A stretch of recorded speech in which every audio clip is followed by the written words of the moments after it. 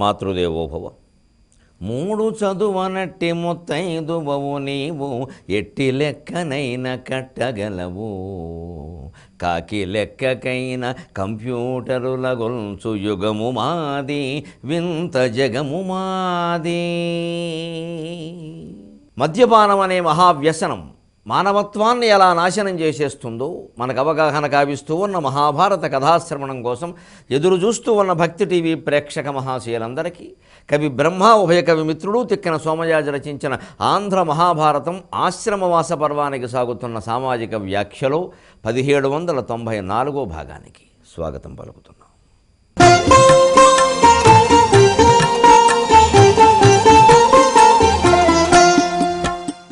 ఆ రకంగా ధృతరాష్ట్రుడు, కుంతి, గాంధారి ఆత్మాగ్నిలోనే సమాధి అయ్యారు. ఇక్కడే నాకు తెలిసిన శాస్త్రపరమైన విషయం ఒకటి పెద్దల కోసం చెబుతా. ఇప్పటికీ ఆహితాగ్నులైన వాళ్ళు ఉన్నారు బ్రాహ్మణుల్లో ప్రత్యేకంగా. పూర్వం ఇతర కులాల్లో కూడా ఉండేవారు. ధృతరాష్ట్రుడు ఆహితాగ్ని, ఆయన ఎప్పుడూ అగ్నిహోత్రాన్ని మర్చిపోలేదు. అందుకే అతని మరణం అతని అగ్నితోనే జరిగింది. ఆహితాగ్ని అయినటువంటి వ్యక్తిని మరణిస్తే దహనం చేయాలి అంటే వేరే అగ్ని బయట నుంచి తెచ్చి వాడకూడదు, ఇంట్లో అతను చేసేటువంటి అగ్నిహోత్రాన్ని వినియోగించాలని చెప్పారు శాస్త్రాలు. ఇటీవల నాకు ఏదో గ్రంథం చదువుతుంటే తెలిసింది. సరిగ్గా వెంటనే ఈ ఘట్టంలో ఇది వచ్చింది. అయ్యో, సమన్వయం సరిపోయి. ఒకవాడు వేరే చేద్దామని ప్రయత్నం చేసినా ఏదో రకంగా జరుగుతుంది. ఎందుకంటే అతని సంకల్పం అది. తాను వేల్చినటువంటి అగ్నిలోనే పోవాలి అన్నది అతని సంకల్పం. జీవుడు సంకల్పమే ఫలిస్తుంది. ఎప్పుడు తీవ్రంగా సంకల్పించాలి, అంతే తేడా. ఏదో ఊరికే అనుకుంటే ఫలించదు, తీవ్రంగా సంకల్పించాలి. దాని గురించి తపన చెందాలి. 72,000 నాడుల్లోనూ ఆ సంకల్పమే ధ్వనించాలి. తన్మే మన శివ సంకల్పమస్తు అంటే అర్థం అదే. ఊరికే ఏదో మాట అనుకుని వదిలేయడం కాదు. తిండ్రలు వారికి ఏకరణనేనని విద్య రాకుండానే అంటాడు అలసాని పెద్దనగా. తీవ్రమైన తపన ఉంటే వస్తుందండి. తపనే ముఖ్యం. అందుకని అది అలాగే జరిగింది. నేను మళ్ళీ అనుమానం లేకుండా ఒక్క మాట చెబుతున్నాడు ఇక్కడ నారదుడు.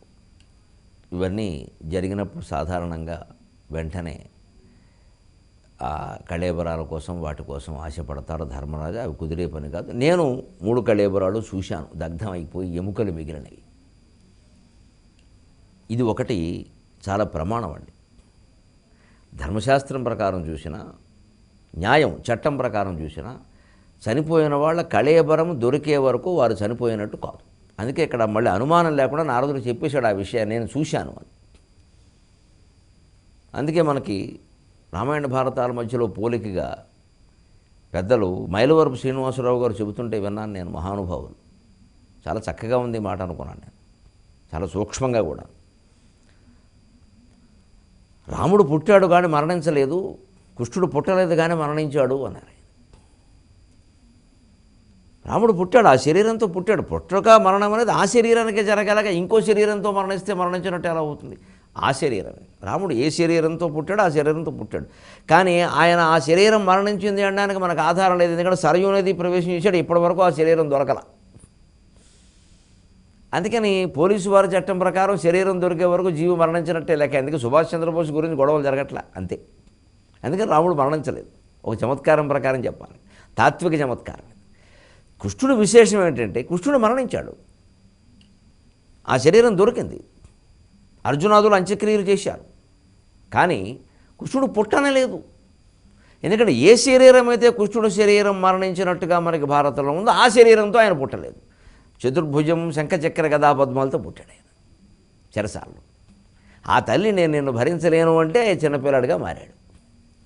అంచేది ఏ శరీరంతో పుట్టాడో ఆ శరీరంతో కృష్ణుడు మరణించలేదు కాబట్టి కృష్ణుడు పుట్టనట్టు లెక్క. ఏ శరీరంతో పుట్టాడో ఆ శరీరం మరణించిందని మనం అనుకుంటాం, కానీ శరీరం దొరకలేదు కాబట్టి రాముడు మరణించినట్టు లెక్క నర్మయ్యల వరకు వారు. సరే, వారు ఎక్కడ గ్రంథాలు పరిశీలించి చెప్పారో కానీ వారి కృతజ్ఞతలు. చాలా మంచి మాట. తాత్వికమైన విషయాలు ఎలా వెతకాలి, అప్పుడు తత్వం అర్థం. అసలు భగవద్ అవతారం అనేది భాగవతం ఏకాదశి స్కంధంలో చాలా స్పష్టంగా చెబుతారు. జనాన్ని కాస్త బాగు చేయడం కోసం తాను అవతారం ఎత్తినట్టు పుట్టినట్టు పెరిగినట్టు మనిషి భగవంతుడు అలా కల్పించడం తప్పితే ఆయనకి చావు పుట్టుగా ఉన్నాయా అన్నాడు. అలా అన్నీ ఉంటాయా అన్నాడు. సరే, ముందు కృష్ణుడి వ్యవహారం వచ్చినప్పుడు అవన్నీ మరింత వివరంగా మనం చెప్పాం. అలాగా ఆత్మాగ్ని కాలేన విభుడు నేను 3 కళేబరాలు చూశాను అన్నాడు. ఇక్కడే ఒక్క మాట మనం కుంతి మరణాన్ని గురించిన అవస్థకి ధర్మరాజు సహజంగానే ఎక్కువ బాధపడతాడు. ఎందుకని ధర్మరాజు అన్నాడు, ధృతరాష్ట్రుడు గాంధారి సరే వాళ్ళు వెళ్ళిపోయారు, మా అమ్మ వద్దంటుంటే వెనకాల వెళ్ళింది, ఇక్కడ మేము కాస్తేవో సుఖభోగాలు అనుభవిస్తుంటే మాతో పాటు ఉండొచ్చు కదా, ఆవిడ కూడా దావాగ్నిలో ఇలా కాలిపోవాలా? ఆ అగ్నిహోత్రుడికైనా కృతజ్ఞత లేదా? ఖాండవ వన దహనం అప్పుడు మా అర్జునుడు ఆయనకి ఎంతో సాయం చేశాడే, అదేనా కృతజ్ఞత దృష్టిలో పెట్టుకుని మా అమ్మని దహించకుండా ఉండాల్సింది దావాగ్ని? ఎప్పుడో మైనాకుడు పరిగెడుతూ ఉంటే వాలుగాలి వీచిందిట, ఆ సహాయాన్ని గుర్తుపెట్టుకుని మైనాకుడు తిరిగి వాయుదేవుని కుమారుడైన హనుమంతుడికి సాయం చేసినట్టుగా రామాయణంలో చెబుతున్నారే. యుగాలు గడిచిపోయినా, అవతారాలు మారిపోయినా ప్రకృతి శక్తులు అటువంటి సాయం చేసినప్పుడు ఈ యుగంలోనే, ఈ కాలంలోనే మా కళ్ళ ముందే మా చిన్నతనంలో జరిగినటువంటి ఉపకారం కదా అగ్నిహోత్రుడికి అర్జునుడు చేసింది. ఆయన కోసం కదా అంత తగాదా పెట్టుకుని తండ్రితో కూడా, ఇంద్రుడితో కూడా తగాదా పడి మావాడు ఖాండవ వన దహనానికి సహకరించింది. మరి ఆ అగ్ని కృతజ్ఞత ఉండద్దా? మా అమ్మను అలా దహించేయడమేనా అన్నాడు. సహజంగానే ఈ బాధలో ఉన్నవాడు అలాగే అంటాడు. సరే, ప్రకృతి పరిణామాలు జరుగుతూనే ఉంటాయి. ఇప్పుడు మనం చెప్పుకోవలసింది గొట్టుముక్కల వారి పద్యం. ఆ తల్లి కుంతీదేవి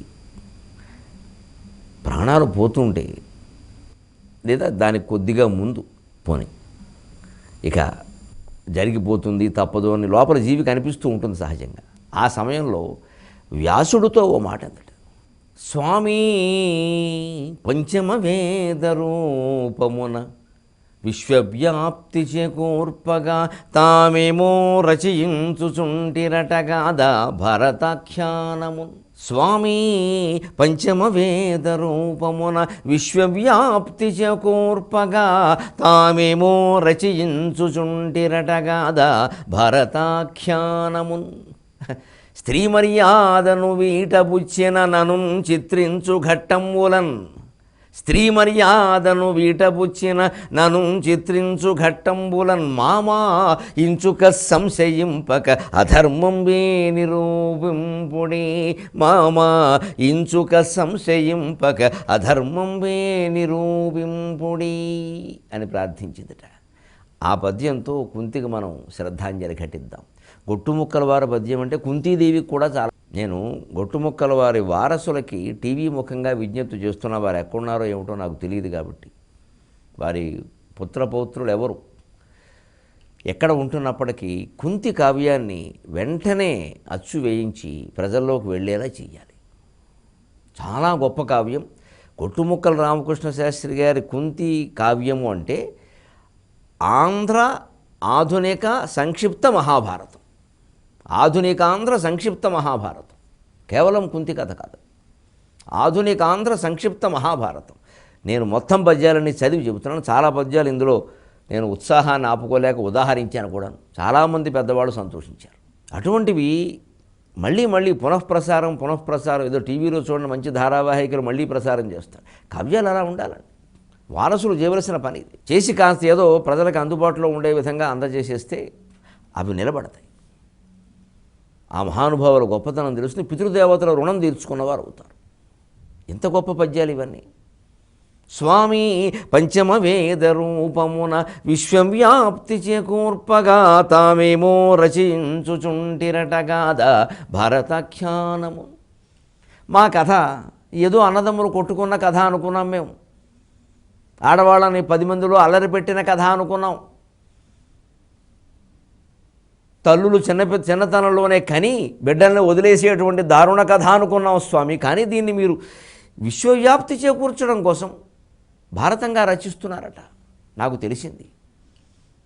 స్త్రీ మర్యాదను వీటబుచ్చిన నను చిత్రించు ఘట్టంబులన్. మీ భారతంలో నేను తప్పనిసరిగా ఒక పాత్రనే కాబట్టి నా గురించి రాసేటప్పుడు కోడలు కదా అని కానీ, లేదో చివరిలో పశ్చాత్తాపడ్డాను కదా అని నా పాపాలు చెప్పడం మానకండి. ఎంత చిత్తశుద్ధితో అడిగిందండి కుంతి. నిజంగా గొట్టుముక్కల వారి కృతజ్ఞతలు ఆ పాత్ర ఔన్నత్యాన్ని అలా నిలబెట్టినందుకు. నిజంగా కుంతి, గాంధారి వంటి పాత్రలు ఆ చివరి దశలో చేసిన దోషాలు ఏమైనా ఉంటే వాటికి ఇలాగే పశ్చాత్తాపడతారండి చివరి దశ. అంత పశ్చాత్తాపం మనకు కూడా ఉండాలి. చెయ్యొచ్చు, దోషాలు ఎవరు చేయరమ్మా? లోపం లేనివాడు లోకంలో లేడని. దోషం చేయనివాడు అంటూ ఉండడండి, అనుమానమే లేదు. అది ఎవరు తమ తప్పులను తాము వీలైనంత త్వరగా తెలుసుకుని వాటిని దిద్దుకుని మిగిలిన జీవితాన్ని సాధు మార్గంలో నడిపించుకుంటారో వారిని ఆదరించడానికి, అన్ని విధాలా వారికి సద్గతులు కలిగించడానికి భగవంతుడు సిద్ధంగా ఉన్నాడు. మన శాస్త్రాలు సిద్ధాంతాలు అన్నీ అదే మాట చెబుతున్నాయి. అందుకని ఇంక దీన్ని ఎవరు ఏమీ చేయలేరు, ఇవన్నీ ఏది చేయాల్సిందే అని ఎవరు చెప్పలేదండి. పశ్చాత్తాపం చాలా గొప్పది, మళ్ళీ చేయకూడదు, దాన్ని తేలిగ్గా తీసుకోవద్దు. కుంతి కర్ణుడికి తాను చేసినటువంటి అన్యాయానికి జీవితంలో ఎన్నిసార్లు కుమిలిపోయిందో లెక్కలేదండి. అసలు కర్ణుడు జీవితాంతం స్నానం చేయడానికి ఆ కన్నీళ్లే సరిపోతాయి, వేరే నీళ్ళు అక్కర్లేదు ఆయనకి, ఆ కన్నీళ్ళు సరిపోతాయి. అంత పశ్చాత్తాపడింది. ఏదో జరిగిపోయింది, మరి ఏం చేద్దాం. ఆ 16 ఏళ్ళ వయసులో, తెలియని వయసు, 70 ఏళ్ళు చేస్తున్న వాళ్ళు ఉన్నారు తప్పులు. అలాగా ఆ పశ్చాత్తాపాన్ని చివరి పద్యంగా కుంతి కావ్యంలో గుట్టుముక్కల వారు ప్రకటించారు. స్త్రీ మర్యాదను వేటపుచ్చరని అను చిత్రించు కట్టమ్ములను. ఆడదంటే ఎలా ఉండాలో ఒక చెడ్డ ఉదాహరణగా మిగిలాన్ని. ఇలా చేయకూడదు ఎవరు. తన బతుకు నాశనమైన ఆ పిల్లాన్ని పెంచుకోవాలి. తన బతుకు కోసం పుట్టిన పిల్లల్ని నదిలో బారేయడం ఏమిటండి? ఇవాళ ఎంతమంది ఆసుపత్రుల పక్కన బారేస్తున్నారండి వీళ్ళ బతుకుల కోసం. ఆడ మగ ఎవరైనా సరే మహాపాపం అది. పిల్లలు ఉన్నవాళ్ళు పొరపాటును కూడా నిరాశ నిస్పృహలకు లోనే ఆత్మహత్య జోలికి పోకూడదండి, అది కూడా మహాపాపమే. ఎందుకంటే పిల్లలు ఉన్నారు అక్కడ, ఏమైపోతారు వాళ్ళు? అందులో చిన్నపిల్లలు 25 ఏళ్ళు వచ్చాకంటే ఏదో బతుకుతారులే అనుకోవచ్చు. ఇదేమిటి చిన్నపిల్లలను వదిలేసి వీళ్ళు ఏవో దెబ్బలాడుకోవడం, వీరి మీద కోపంతో వారు, వారి మీద కోపంతో వారు, పిల్లల్ని చంపేసేవాళ్ళు, పిల్లల్ని వదిలేసి ఆత్మహత్యలు చేసుకునేవాళ్ళు. ఏమిటంటే ఇది సమాజం? ఎంత బాధ్యతగా ఉండాలి. వాళ్ళు ఎవరు కనమన్నారు? 3, 4, 5గురిని కండకుండా ఆత్మహత్యలు చేసుకోవడమా? పోషించలేక కొందరు, రకరకాల కారణాల వల్ల కొందరు పోషించలేరని ముందు తెలియదా? చాలా బాధ్యత రాహిత్యం ఉండి భయంకరమైన జన్మలు వస్తాయి, పైశాచిక జన్మలన్నీ వస్తాయి. శాస్త్రాలు చాలా స్పష్టంగా చెబుతున్నాయి ఆ విషయాలు. చాలా తప్పది. బాధ్యతారాహిత్యం అంత దారుణమైంది ఇంకోటి లేదు. భగవద్ ఆరాధన కంటే కూడా బాధ్యతే ముఖ్యం, బాధ్యతా నిర్వహణే ముఖ్యం భగవద్ ఆరాధన కంటే. నిజానికి బాధ్యతా నిర్వహణే భగవద్ ఆరాధన. ఆ బాధ్యతను నిర్వర్తించిన వాడు భగవంతుడు ఏమిటండి? అర్థం లేని మాట. ఆ బాధ్యత ఎంత గొప్పదంటే ఇంత బాధపడింది ఆవిడ. నన్ను ఖచ్చితంగా దుష్టాత్మురాలుగానే చిత్రించండి. మీ కోడలను, లేకపోతే చివరిలో ఏదో మంచి పనులు చేశానో, జీవితం అంతా కష్టాలు పడ్డాలను, అదొక్కటే తప్పు కదా అనో నన్ను క్షమించద్దు. శ్రీమర్యాదను వీటపుచ్చరణను చిత్రించు ఘట్టంబులను మామ ఇంచుక సంశయింపక అధర్మం మే నిరు. ఇప్పుడు చివరి పాదంలో మామ అనడంలో ఉద్దేశం ఏమిటంటే మీ కోడళ్ళనే ఏమైనా కాస్త బంధుత్వం దృష్టిలో పెట్టుకుంటారో మీరు పెట్టుకోకండి. ఇంత నిష్కర్షగా తన జీవితాన్ని తానే విమర్శ చేసుకుండి కుంతి అంత ధన్యాత్మకమైనటువంటి పాత్ర భారతంలో కాదు, భారతదేశంలోనే కనబడడం కష్టం. ప్రపంచాల గురించి, ఇతర దేశాల గురించి ఇంక చెప్పక్కర్లేదు. ఇలా ఆలోచించే పాత్రలు ఏ సాహిత్యంలో ఉంటాయా అనేది మనకు అనుమానమే. ఉంటే సంతోషం, దానికే ఉంది. అది ఇక ఇవన్నీ తలుచుకుని ధర్మరాజు, అయ్యో మా అమ్మ పట్ల అగ్నిదేవుడు కూడా కృతజ్ఞత లేకుండా వ్యవహరించాడు, మా అమ్మకు కూడా ఇలాంటి దారుణమైన మరణం రావాలా అని శోకార్తుడై షోడశ మహాదానాలన్నీ యథావిధిగా చేసి గంగా నదిలో కుంతీదేవి యొక్క అస్థులు కలిపాడు. ఇక్కడే మనకి ఆధునికంగా ఒక్క మాట నేను చెప్పక తప్పనిసరి చెబుతున్నా. భారతంలో చాలా స్పష్టంగా ఉంది. కుంతీదేవి శరీరంలో ఊరికే 2-3 ఎముకలు తీసుకుని గంగా నదిలో కలిపాడంతే. మనమేనా పెద్దవాళ్ళు పోతే అంతే చేయాలి, ఒక 2 ఎముకలు శాస్త్రం కోసం. బాగా ఎక్కువైపోయి అందరికీను పిచ్చి పిచ్చి నమ్మకాలన్నీను మొత్తం ఎముకలన్నీ పోగేసి బుట్టలో పట్టుకెళ్ళి కలిపేవాళ్ళు కొంతమంది. ఇంకా దారుణం జరుగుతుంది ఈ మధ్య. అక్కడున్న కాల్చిన బూడిద మొత్తం అంతా గోనుసంచుల్లో మూటగట్టి పట్టుకెళ్ళి నదుల్లో కలపడం, సమీప నదులు. చాలా ద్రోహం అండి ఇది. కొన్ని లక్షల మంది ఆ నీళ్లు తాగుతున్నారు, స్నానాలు చేస్తున్నారు. అందులో పట్టుకెళ్ళి ఇవి కలుపుతాం మనం. అసలు అదంతా పవిత్రం. ఏమిటి పవిత్రం అండి? మన పోయిన వాళ్ళు మనకి పవిత్రమైతే ఊళ్ళో వాళ్ళందరికీ పవిత్రమా? ఊరంతా అపవిత్రం చేస్తూ, నదిని మొత్తం అపవిత్రం చేస్తూ మనం పవిత్రం గురించి మాట్లాడడం ఏంటండి? అసలు మన దారిని మనం తోచిన పనులన్నీ నదుల పట్ల, కాలువల పట్ల, చెరువుల పట్ల చేసేస్తూ ఉంటాం. ఏం ఆలోచించం అసలు. పర్యావరణం గురించి ఒక్క ముక్క ఆలోచించం. పర్యావరణం అంటే అదేదో 6వ తరగతి విద్యార్థి సైన్స్ పాఠం కదా, పరీక్షలో అడుగుతారు కదా, అంతే. మనకంతే పర్యావరణం అంటే. మరి హైదరాబాద్ మునిగిపోతుంది, కారణం ఆలోచించండి. ఎందుకు ఎన్ని వర్షాలండి? ఇప్పుడు భాద్రపద మాసంలో ఎప్పుడైనా చూశారండి ఇన్ని? ప్రభుత్వాన్ని అనక్కర్లేదండి, ప్రజలు. నాలాలు సరిగ్గా లేవు, మ్యాన్ హోల్స్ ఉన్నాయి. నాటికే పత్రికల వారు తీస్తారు, ఫోటోలు వేస్తారు. మ్యాన్ హోల్స్ ఎందుకు అలా అవుతున్నాయి? ప్లాస్టిక్ కాగితాలు పట్టుకెళ్ళి తుమ్ములో బారేస్తాం మనం. తోముకున్న బ్రష్లు పట్టుకెళ్ళి అక్కడ బారేస్తాం. పొట్లాల పడంగా కాలువల్లో బారేస్తాం, ఇంటి ముందు మురుగు కాలువల్లో. అవి నీళ్లే ప్రవహించాలో చేస్తే అమెరికాలో లాగా, సింగపూర్ లాగా ఇలా ఎందుకు ఉంటుందండి దేశం? ఖచ్చితమైన క్రమశిక్షణ మనకు ఉండక్కర్లేదా? రకరకాల పొట్లాలన్నీ పట్టుకురావడం, అపార్ట్మెంట్లో పై అంతస్తు మించి కిందికి బారేయడం, మన పని అయిపోయింది అంతే. అవే పట్టుకెళ్ళి కాలువలో పడుతున్నాయి. ఏం చేస్తారు? హెచ్ఎండిఏ కాకపోతే స్వర్గం నుంచి దిగొస్తారండి అధికారులు. ఏం చేస్తారండి? వాళ్ళు మనుషులే. ఎక్కడి నుంచి ఎంత తీస్తారు? మున్సిపాలిటీ పని వాళ్ళు ఏం తీయాలి? ఎక్కడి నుంచి తీయాలి? ఎలా తీయాలి ఆ చెత్త? అసలు మురికి కాలువలో సంచులు, బత్తాయి పళ్ళ తొక్కలు ఎందుకు ఉంటాయండి? ఏది పడితే అది ఇంటి ముందు కాలువల్లో బారేస్తూ ఉంటే మొత్తం అంతా పాడైపోతుంది. ఆ కాలువలన్నీ పూడుకుపోయి నీరు ప్రవహించే అవకాశం లేదు. కాబట్టి హైదరాబాద్ అంతా రోడ్లన్నీ జలమయమయ్యాయి. ఏం చేస్తారు? ఏ ప్రభుత్వం ఏమిటి? దేవేంద్రుడు వచ్చి పరిపాలించినా చేయగలిగింది ఏం లేదు ఇక్కడ. ఇంకో 4 మాటలు మనం ప్రజలను కూడా క్రమశిక్షణ నేర్చుకోవాలి. మన ఇంటి ముందున్న దాని పట్ల మనం శ్రద్ధ చేయం. ఎక్కడ పడితే అక్కడ చెత్త పారేస్తాం పట్టుకెళ్ళి. శుభ్రంగా 2 బుట్టలు పంచిపెట్టారండి హైదరాబాద్ అంతా. కోట్ల బుట్టలు పంచిపెట్టారండి. ఆకుపచ్చ బుట్ట, నీలం బుట్ట. ఎంతమంది ఆకుపచ్చ వేరే, నీలం వేరే చేసి తడి చెత్త వేరే, పొడి చెత్త వేరే వేస్తున్నామండి? మనకు ఆ శ్రద్ధ ఉందా అసలు? అంతా కలిపి పట్టుకెళ్ళి వాడు మొహాన్ని బారేయడం, వాడెవరు మొహాన్ని బారేయడం. చివరికి వరుణదేవుడు మన మొహాన్ని బారేశాడు ఇలా చెత్త నీళ్ళని. ఈ సామాజికమైన బాధ్యత, సామూహికమైన భావన, నేను ఒక్కడిని కాదు బతుకుతున్నది ఈ సమాజంలో మొత్తం, నేను ఒక్కడిని కాదు అందరం కలిపి బతుకుతున్నాం అన్నప్పుడు ఎవరన్నా పోయారు అంటే ఆ 2 ఎముకలు పట్టుకెళ్ళి వేస్తే ఎందుకు? అది కూడా ఎందుకంటే శాస్త్రంలో ఆ జీవుడు వాసనలో ఎముకలను పట్టుకుని ఉంటాయి. ఒక్కోసారి విద్య పండితులు అయిన వాళ్ళు ఏమంటారంటే ఎముకలకు పట్టేసిందని బాబు విద్య అంటారు. అలా ఉండే అవకాశం ఉంది, అందరికీ ఉంటుందని ఏం లేదు. అటువంటిది ఏదైనా ఉంటే ఆ ఎముకలను ఆ జీవి ఎక్కువగా ఎక్కడ పెరిగాడో ఆ నదిలో లీనం చేసేస్తే దాన్ని పట్టుకుని ఆ జీవుడు వెళ్ళిపోతాడు, బంధాలు తెంచుకుంటాడు. అందుకోసం ఒక నమ్మకంగా పెట్టిన వ్యవహారం అది. చెయ్యకపోయినా ఘోరాలు నేరాలు ఏం జరగవు, అదేం పాతకం కాదు. అసలు ఆ శాస్త్రం ఎందుకు వచ్చిందో తెలుసుకుంటే చక్కగా చేసుకుంటాం దాన్ని. దానిలో సెంటిమెంట్ చేసేస్తే పూజ ఎక్కువైపోయింది, పురుషార్థం తక్కువైపోయింది. పైగా మొత్తం బూడిదంతా పట్టుకెళ్ళి కలపడం, మూటలు పట్టుకెళ్ళి. ఎందుకు? అది ఎంత తప్పది? ఆ బూడిద అక్కడే ఉంటుందండి, నేలలో కలిసిపోతుంది శ్మశానంలో. రోడ్డు మీద కూర్చోబెట్టి దహనం చేయం కదా, శ్మశానంలో కదా, శ్మశానంలో కలిసిపోతుంది. నష్టం ఏంటి? ఇలా ఆలోచన చేస్తే దేశం అంతా బాగుంటుంది. అందుకని గంగా నదిలో ఆ 2 అస్థులు చాలా చిన్నవి మాత్రమే పట్టుకెళ్ళి ధర్మరాజు కలిపాడు. ఇది శ్రీమదుభయ కవిమిత్ర కొమ్మనామాత్యపుత్ర తిక్కన సోమయాజి ప్రణీతం పైన. ఇది శ్రీమదుభయ కవిమిత్ర కొమ్మనామాత్యపుత్ర బుధారాధన విరాజి తిక్కన సోమయాజి ప్రణీతం పైన శ్రీమదాంధ్ర మహాభారతంబునందు ఆశ్రమవాస పర్వంబునందు ద్వితీయాశ్వాసంబును సర్వంబును సంపూర్ణం. ఆశ్రమవాస పర్వం అయింది. అథ మౌసల పర్వారంభ. ఇప్పుడు మౌసల పర్వం ప్రారంభమవుతోంది. 16వ పర్వం. ఇంకా 3 పర్వాల్లో ఇది ముగుస్తుంది. శ్రీధర్మకామహృదయ సమాధానాధానకారకాంఘ్రి సరోజా. హరిహరనాథుని ప్రార్థన చేస్తున్నారు తిక్కన గారు. శ్రీధర్మకామహృదయ శ్రీధర్మకామహృదయ సమాధానాధానకారకాంఘ్రి సరోజా బోధఘన వ్యాస సమాధి సమాలీఢతేజ హరిహరనాథ.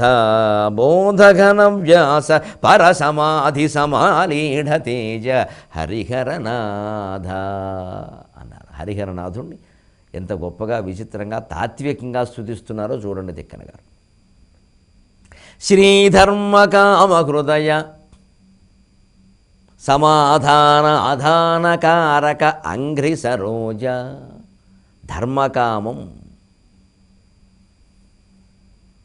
ధర్మకామాన్ని నేనే అన్నాడు భగవద్గీతలో కృష్ణుడు. కామోస్మి పురుషర్షభ.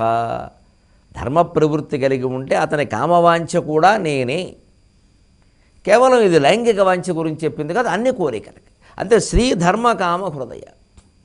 డబ్బు అవసరమే, కోరికలు అవసరమే, కానీ ఆ మధ్యలో శ్రీకి కామానికి మధ్యలో ధర్మం ఉండాలి. ధర్మంతోనే ధర్మంగానే అర్థం సంపాదించడం, ఆ ధర్మంతోనే కోరికలు తీర్చుకోవడం. అందుకే ధర్మ అర్ధ కామ మోక్షాలు, అర్ధకామాల మధ్యలో పెట్టి ధర్మ మోక్షాలు అటు ఇటు పెట్టారు. అవి అటు ఇటు ఉంటే తప్ప ఇవి తినగా ఉండవు. అంత గొప్పది మన సంస్కృతి, మన వ్యవస్థ, మన పెద్దలు చేసిన ఏర్పాటు. దీనికి సమాధాన ఆధానకారక అంఘ్రి సరోజ. ఆ ధర్మకామాన్ని మనం ఆశ్రయించి అధర్మమైన ప్రతి కోరికని విడిచిపెట్టగలిగితే, అక్రమ సంపాదన మానుకోగలిగితే, అధిక లాభాలు వేసుకోవడం మానుకోగలిగితే, మనకి సమాధి నిష్టలో అద్భుతమైనటువంటి దర్శనం కలగడానికి ఆ భగవంతుని యొక్క అంఘ్రి సరోజములు చాలు భగవత్పాదాలు మనకి లభిస్తాయి. అంటే మన ప్రవర్తన వల్లనే భగవంతుడు మనకి దర్శనమిస్తాడు. స్తోత్రాల వల్ల, పారాయణల వల్ల, పూజల వల్ల, తీర్థాల వల్ల, స్నానాల వల్ల, దీపాల వల్ల కాదు. అవి పరిమిత ప్రయోజనం. అవి కేవలం చిత్తశుద్ధి కలిగించడానికి, మన ధర్మ ప్రవర్తన ఒక్కటే భగవంతుడిని కలిగించగలిగిన సాధనం. అప్పుడే మనకి పూర్తిగా భగవత్ సిద్ధి అనేది కలుగుతుంది, భగవత్ సాక్షాత్కారం అనేది కలుగుతుంది. అలాగే బోధఘన వ్యాస, దాని గురించే వ్యాసుడు చెప్పాడు. ఊర్ధ్వబాహుర్ విరవం యేష నచకచ్చిచ్చునౌతిమి ధర్మాదర్ధశ్చ కామశ్చ కిమర్థం న సేవ్యతే. చేతులెత్తి ఏడుస్తున్నాను రా, ధర్మం ద్వారా అర్ధకామాలు చూసుకోండి, ధర్మం లేకుండా అర్థం ఏమిటి, కామం ఏమిటి అని వినమని అడిగాడు. అందుకే ఇక్కడ మళ్ళీ ఆయన చెప్పాడన్న విషయం గుర్తు చేయడానికి తిక్కన గారు బోధఘన వ్యాస పరసమాధి సమాలీఢ తేజ. బోధఘనుడైనటువంటి వ్యాసుడు మొదలైనవారు, వాల్మీకి మొదలైనవారు, అగస్త్యుడు మొదలైనవారు, వశిష్ఠుడు మొదలైనవారు పరసమాధిలో ఉన్నప్పుడు సమాలీఢ తేజ, వారు కోరుకున్నటువంటి మహత్తరమైనటువంటి తేజో రూపంలో వారికి దర్శనమిచ్చింది నువ్వే కదా. ఈ బోధఘనము అంటే అర్థం అదే. మనకి లలితా సహస్రంలో చెబుతారే, చిన్మయీ పరమానంద విజ్ఞానఘన రూపిణి పరాశక్తి పరానిష్ట ప్రజ్ఞానఘన రూపిణి విజ్ఞానఘన రూపిణి ప్రజ్ఞానఘన రూపిణి. బోధఘనం అంటే అది తిక్కన గారి దృష్టి. నిజమైనటువంటి జ్ఞానం గట్టిపడాలి, అది ఒక ఘన పదార్థంలాగే మారాలి, ఇంకెటూ చెలించకూడదు. అది విజ్ఞానఘనము ప్రజ్ఞానఘనము, అది విజ్ఞానంతోనూ ప్రజ్ఞానంతోనూ ఘనం కావాలి. ఆ గట్టిదనం, ఆ చిక్కదనం, ఆ దిట్టదనం అనేది ఆ విజ్ఞానం కారణంగా, ప్రజ్ఞానం కారణంగా రావాలి, చేదస్థం కారణంగా కాదు. చేదస్థం పెరిగితే ఏమవుతుంది, చేయపోతే ఏదో జరుగుతుంది, చేయపోతే ఏదో జరుగుతుందని చెప్పి చేస్తాడు. ఆ భయంతో చేస్తున్నాడు దాన్ని. అది ఫలించదు, ఫలించిన ఉపయోగము లేదు, మళ్ళీ భయమే మిగులుతుంది. అది పూర్తి ప్రజ్ఞానంతో విజ్ఞానంతో ఘనమైతే అది ఘనంగానే ఉంటుంది నిజంగానే. ఎప్పటికీ దీపం ఘనం అవనట్టే కొండెక్కదు అని చెప్పి కథలోకి ప్రవేశిస్తూ, ధర్మరాజు పరిపాలన చేస్తున్నాడు. జనమేజయ 35 సంవత్సరాలు గడిచాయి. ధృతరాష్ట్రుడు వాళ్ళు ఉండగా 15 ఏళ్ళు గడిచింది. వాళ్ళు వనవాసానికి వెళ్ళాక ఆశ్రమవాసానికి ఇంకో 3 ఏళ్ళు గడిచింది, 18. ఇంకో 17 ఏళ్ళు మళ్ళీ కుంతి మొదలైన వారి మరణం తర్వాత గడిచింది. ఇంకా ధర్మరాజు పరిపాలన మొత్తం 36 సంవత్సరాలుగా చెప్పారు భారతంలో లెక్క. 96 ఏళ్ళు ధర్మరాజుకి అప్పటికి ఉన్నాయని, సుమారుగా 36 కలిపితే 125 ఏళ్ళు దాటి ధర్మరాజు యొక్క ఆయుర్దాయం అది. అలా ధర్మరాజు పరిపాలన చేస్తుంటే 35 ఏళ్ళు గడిచాక ఒక్కసారిగా వాతావరణంలో మార్పులు వచ్చాయి. భూమి మీద అశుభ సూచనలన్నీ కనిపిస్తూ ఉన్నాయి. సూర్యబింబం చుట్టూ పెద్ద పెద్ద మచ్చలు ఏర్పడుతున్నాయి, మొండేలు కనపడుతున్నాయి, తలకాయలు లేని మొండేలన్నీ కనపడుతున్నాయి. ఇసుక పెద్ద వర్షంగా కురుస్తోంది భూమి మీద. రకరకాల జంతువులన్నీ విచిత్రమైనటువంటి ధ్వనులు చేస్తున్నాయి. ఉన్నట్టుండి పెద్ద పెద్ద చెట్లు ఎవరూ నరక్కుండానే, ఏ గాలి రాకుండానే కూలిపోతున్నాయి. ఒక తుఫానులాగా ఇసుక తుఫాను, ఇసుక వర్షాలు కురుస్తున్నాయి ఏకంగా. మేఘాల చుట్టూ కూడా మొండేలు కనపడుతున్నాయి. ఇగో ఈ భయంకర పరిణామాలన్నీ చూసి ధర్మరాజు భయపడి దైవజ్ఞులైన వాళ్ళని సంప్రదించాడు. సంప్రదించడానికి మనకి 23:30 కావాలి, 23:30 గంటలు కావాలి. భక్తి టీవీ వారు వచ్చాక దైవజ్ఞులను సంప్రదించడం చాలా కష్టంగా ఉంది, కూడా డిమాండ్ పెరిగింది అందరికీ. అందుకని మనం కూడా 23:30 గంటల్లో సంప్రదించి ఆ విశేషాలు ఏమిటో తెలుసుకుందాం. సెలవు.